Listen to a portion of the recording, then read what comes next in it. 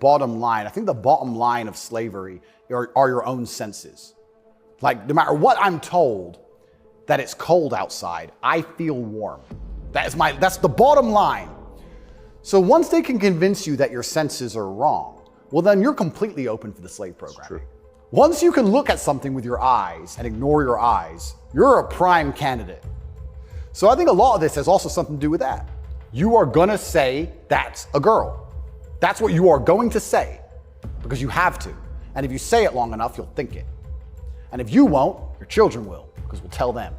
So eventually, you're gonna say it. And then it becomes true. Then you ignore your eyes. Now you believe anything, right? Till the next thing comes along. I wanna actually genuinely give my heartfelt condolences to any young person who falls for this crap, because you're gonna be so miserable for the rest of your life. If you chop off your genitals and take a whole bunch of chemicals as a teenager, you are gonna be miserable for the rest of your life. Yes. You're never gonna be the person you wanna be. You're never gonna be accepted as that person. You're never gonna feel happy inside. If you fall for this, I genuinely feel sorry for you. You have to throw away all the science and your entire worldview and everything about how you view the world. You have to eject that from your brain and call me what I want to be called. Is extremely arrogant. And if I went through the world and said everyone had to call me King Andrew, they'd tell me shut up. Why? If they can get called whatever they want, I should be able to get called whatever I want. I want to be King Andrew, #1 savior of Earth, climate change activist. That's what I want to be. And if anybody calls me anything else, they're a bigot. That's what we're going to do. If we're going to go down that path, I'm going to make sure that my title is good. Lord of all beasts of the land and fishes in the sea. The most honorable man who's ever lived. The fastest human alive. Who cares? Doesn't matter that I can't run fastest. It doesn't matter, Tucker. I'm the fastest human alive. You must affirm my belief. I'm the fastest man alive. Greatest man in show business. Sorry, Tucker. You think you can go to Tajikistan where people are trying to eat and talk to them about gender and all this garbage? They'll be like, listen, you're a man, this needs doing. Shut up, right? There's no time for any of that. So as the Western world is self-destructing in real time, there are places in the world where none of this crap is happening. It's amazing how quickly they can adapt.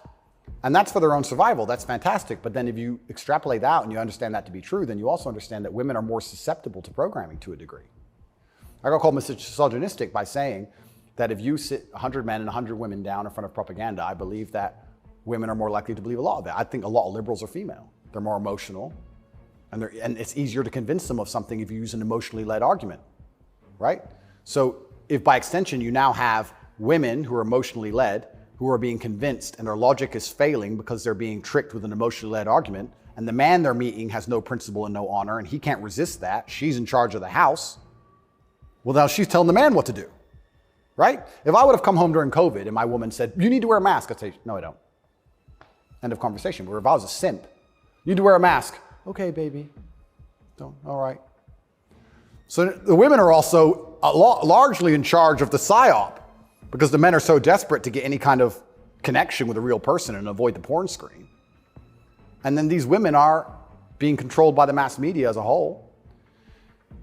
I say this to, I have children, I don't talk about it often, but I say to the mothers of my children, I say, look, either we program their minds or society does.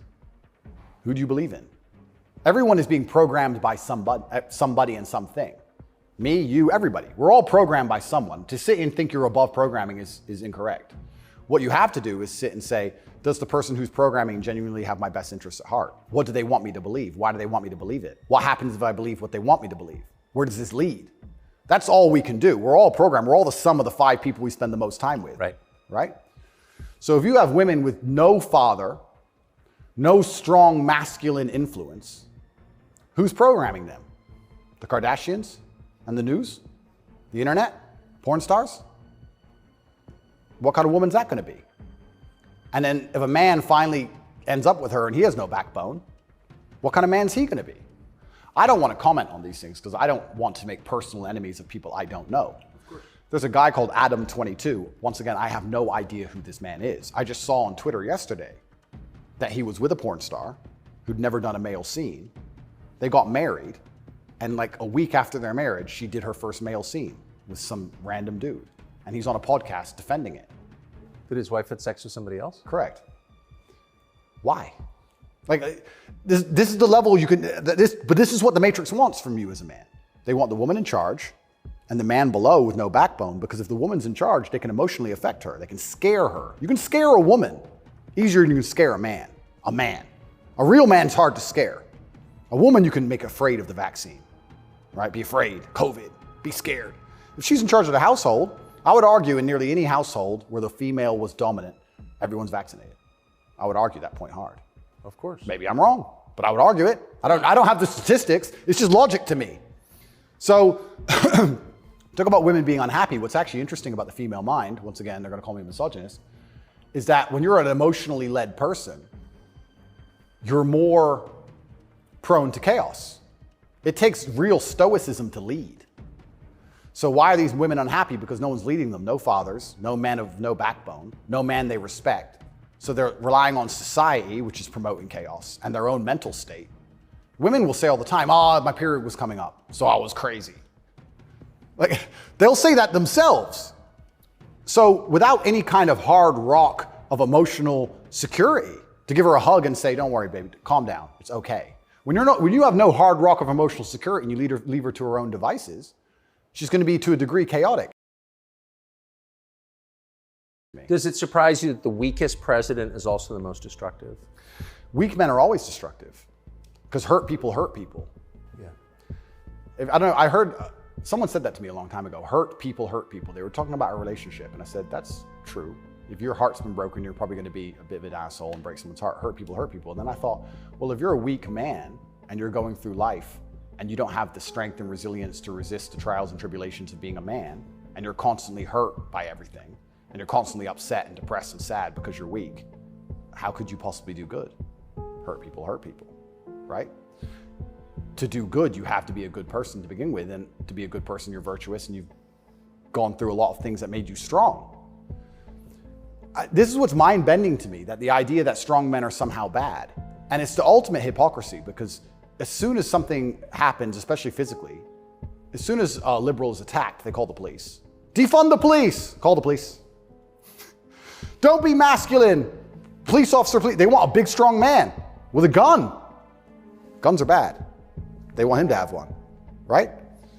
So the ultimate hypocrisy on every level is absolutely and utterly insane. At the base realities of humanity, the absolute base reality, strength in men is respected and wanted. And I think that the closer you get to unfortunate circumstance, the closer you get to reality. They go hand in hand. And then everyone's looking for the strong men. So strong men should always lead, I believe. And for a longest period of human time, that's how society functioned. The strongest men led. But in the Western world now, that doesn't seem to be the case anymore. And weak men are emotionally led. They're not particularly stoic. They're impulsive. And I would say that the most heinous acts, perhaps, that happen in modern society today are purported and committed by weak men. I don't think a school shooter is a strong man. I think it's a weak man. I think it's a man who's been picked on, got butthurt, is upset, girls don't like him, never learned any emotional control. He's the kind of person who does exactly what the TV tells him to do. Act out your feelings, cry when you want to cry. Well, now he's angry, so now what? You told him to act out his feelings. What do you expect him to do? I think that weak men do the worst things. I think weak men hurt women.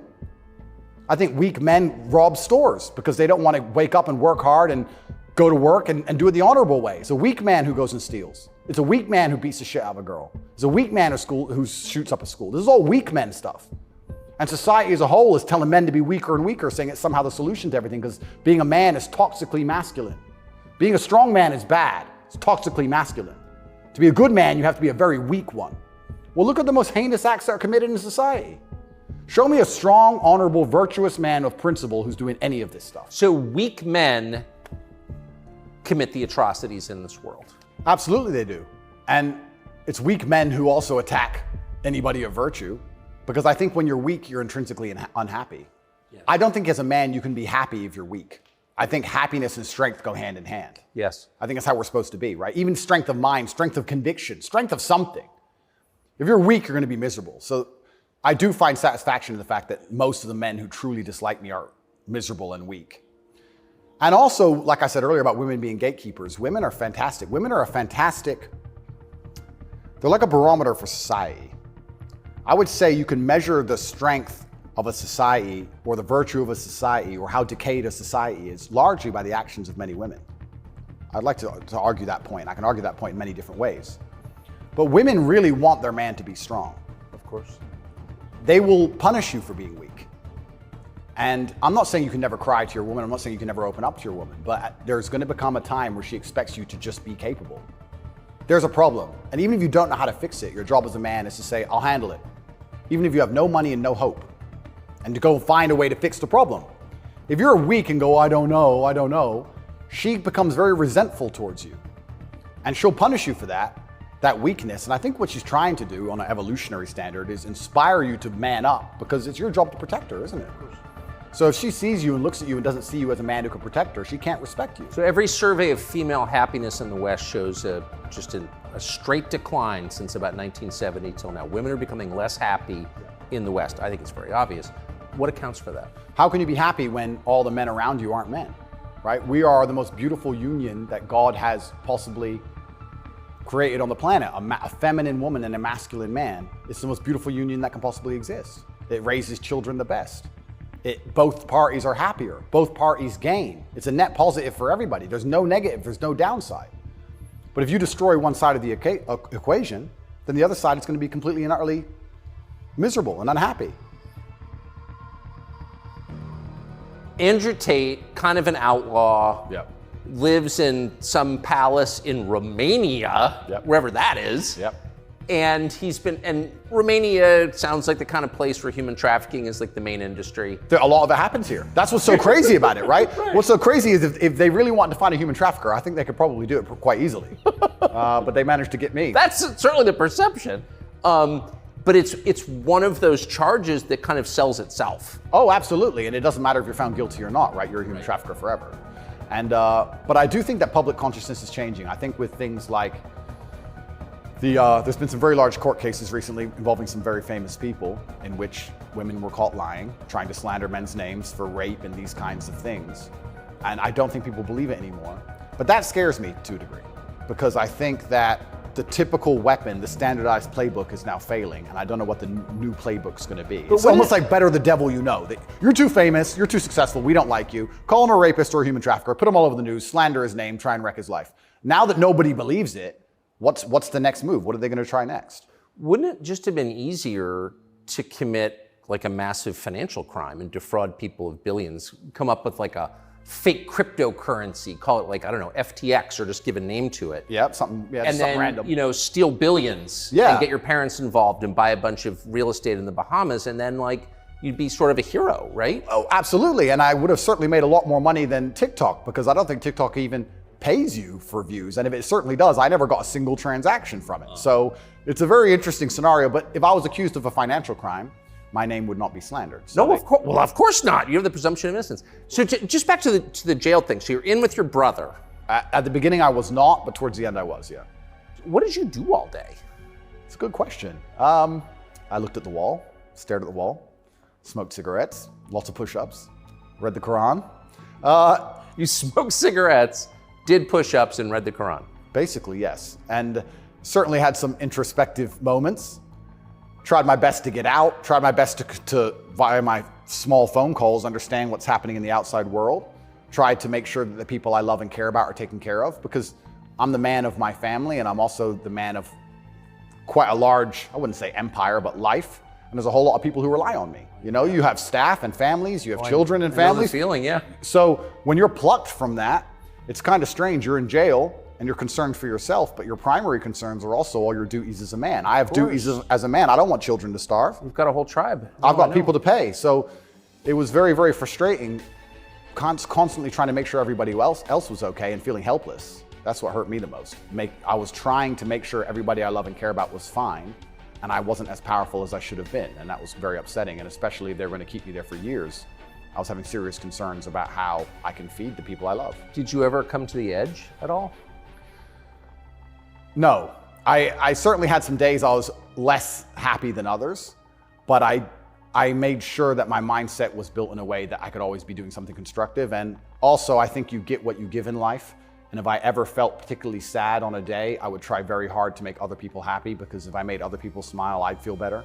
So even the dinner ladies or the prison guards, I'd try very hard just to make people smile. I know it sounds silly. Some of the prison guards, it doesn't. Some of the prison guards were more open than others, but there was a couple prison guards who were ice cold, who didn't want to say a word to me. And I'm like, hey, bro, your hair looks amazing. And you just stare at me like he wants, shut up. But I just try my best to cheer people up, to cheer myself up. And as a man, all you can do is just find the resolve to continue doing the best you can in this current circumstance. So.